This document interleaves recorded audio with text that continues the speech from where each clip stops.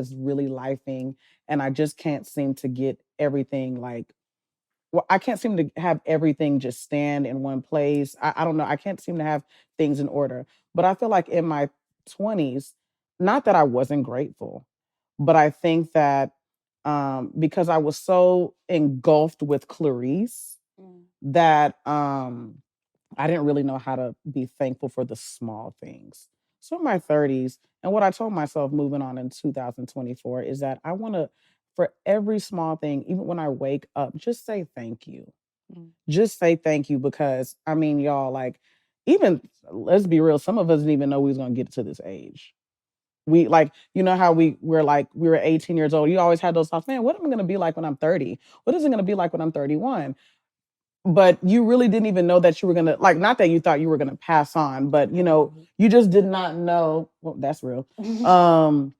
You just did not know that, you know, you were gonna be at this age, be in the position that you're in with the careers that you have and all these things, and have like real responsibilities. I don't know what I thought my 30s was gonna be. I don't know. I don't know what I thought it was gonna be. Girl, we were just talking about this earlier. We thought we was gonna be married at 25 with kids. 27. I said 26. I said married at 26, 2 children by 29. Yes. Oh yeah, you count all these things up. And it's just that, but that just shows y'all how immature. Yeah. How immature that not, and it's not We a didn't bad know a thing thing. to write these things for yourself. It's not a bad thing, but it just goes to show you how like we really think that there's an order. We have our own mindset of what a timeline looks like. So to say that 2023 went the way that I thought it would be, absolutely not. It did not go. You know, you said you had a great year. My year, I feel like it was like someone ripping the hell out of somebody's wig off their head.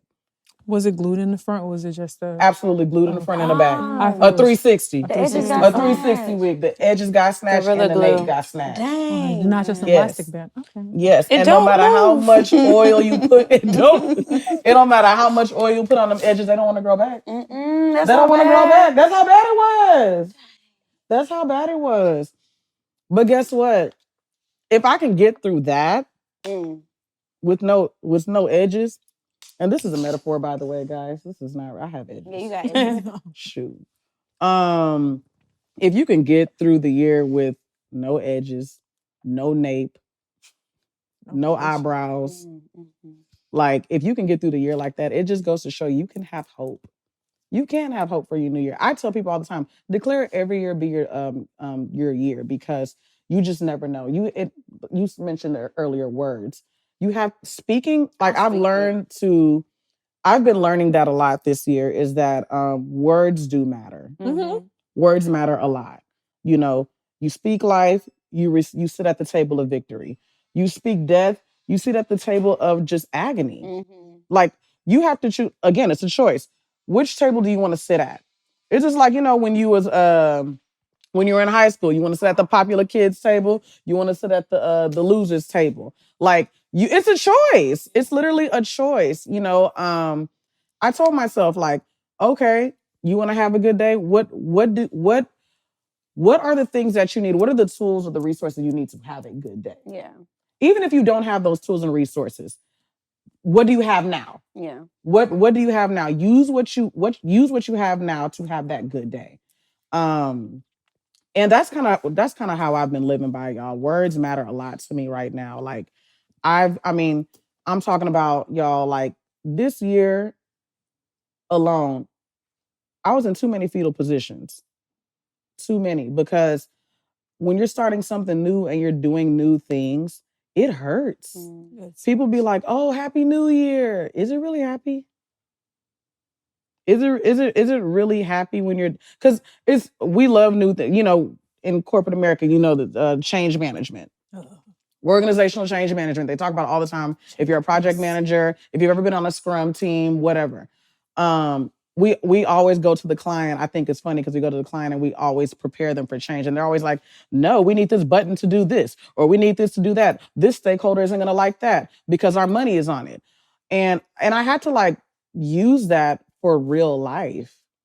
Like in my real life, I'm like, dang, I sound like a stakeholder. I sound like the client. You are your stakeholder. You are your You stakeholder. You literally- don't like change. I don't. You don't like change. And I'll be the I first like one to to be know like, what's oh, I love it. happening. I want to know what's happening. I want to be able to change the whole scenario and rewrite the whole book. I want to be the author and the finisher, if I'm being real. Even though I've accepted that I don't control a thing, I still don't like change. Mm. I feel like that's how I'm going to go into this new year coming up with like. That's weird. Anyway, keep going. I'm thinking, it's like, how do you know this? I'm sorry. Let me shut up. I would rather, because I feel like last year I made a vision board. I put a house on it. I put some quotes and things. I did check some things off of my vision board. Not everything. Yes. But something. But some of it. But outside of like the physical and tangible things that I wanted in my life, internally, I had to have a conversation with myself. It's like, all I want this next year is just to heal. I just want to feel better, you know? And I think I wrote that in my journal, and having that in the back of my mind is like, you know, I'm not looking for like physical rewards throughout my year. Like, even though I had still had that on my vision board, but like internally, I just wanted to feel better. Yeah. Whatever.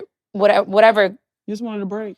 Yeah, but I think because I left it so like open-ended, I allowed myself to experience new things and different things that I didn't plan for. You know, it's like whether it's like going on this trip, taking this job, working with this person, you know, eating at this restaurant, just these little things that I thought was going to make me just heal and feel better. Yeah. But it wasn't like, okay, well, I'm going into this new year thinking like, okay, I have to go on 50 first dates. Whoever the hell, I made that up. Nobody really wants to do that.